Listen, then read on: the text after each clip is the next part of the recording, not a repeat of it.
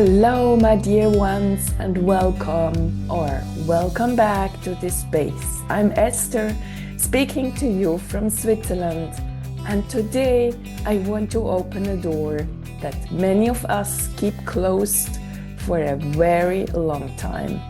A door called generational patterns.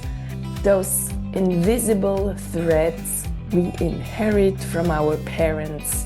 Beliefs, reactions, emotional reflexes, ways of loving, ways of shutting down, ways of surviving. And I know so many of us have said at least once in our life, I will never become like my parents. I said it too, with fire, with conviction, with pain.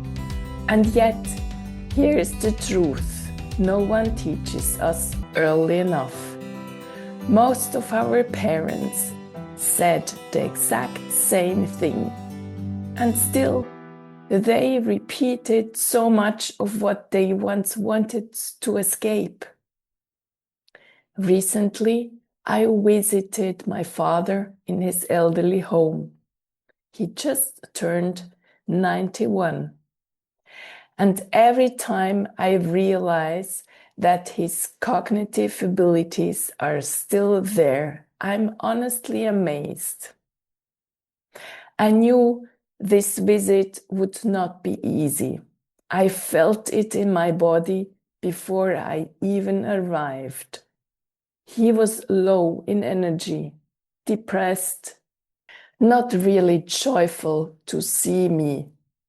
We talked a little, we had lunch together, then we went back to his room and sat down again.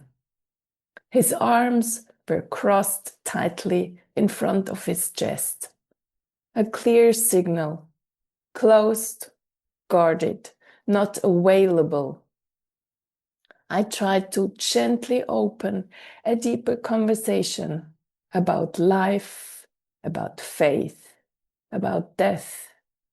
I've always wondered how he thinks about religion now, about the church he once introduced my brother and me to, and later left after years of going every single Sunday. But he didn't want to go there, so I changed topics again and again. And then something shifted inside me. I suddenly realized how stuck he must feel. And in that moment, it hit me like a quiet truth. I knew this feeling intimately. I've been there, stuck in life, stuck in emotions, stuck in relationships. Despite therapy, despite antidepressants, despite all the work. Certain times of the year were always hard for me. Christmas, birthdays, January, when everything piled up emotionally in our family. And suddenly I saw my father not as my father, but as a man who believed he had done everything right to be happy and still ended up feeling empty.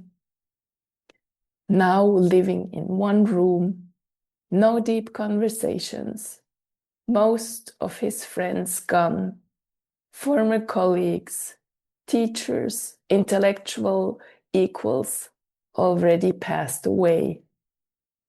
And then there was the disappointment, the silent heartbreak. My brother rarely calls, rarely visits, never says when he'll come again. I saw my father, I felt my father, and something melted. I hugged him, I told him I loved him, and in that moment, a bond was created that I had never felt before. For the first time, I saw his wounded inner child. Not the man who always knew better, not the authority, not the one I fought with for years. Just a child, stuck, afraid, emotionally frozen. Years ago, I couldn't even speak to him for months, sometimes for a year. If you've read my book, Living Without Fear, there's an entire chapter about him, my father, my model. But this was new. It took me decades to truly understand him. And strangely, it happened at the very beginning of 2026. I'm deeply grateful it happened now, because when he leaves this world one day, I know he will finally feel free, released, at peace. And I'm equally grateful for all the work I've done on myself, because it allowed me to see without bitterness, without blame. It taught me how to become my own friend, how to care for my inner child, that part of me that still hurts sometimes. And it taught me something even more important. I don't need to pass my unhealed pain onto my two sons.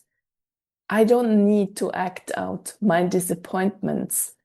I don't need to unconsciously ask them to heal what I never healed. Instead, I go inward. I listen. I hold myself. I give myself the love I craved so deeply as a child and couldn't receive, because my parents' emotional capacity was sometimes that of an 8-year-old.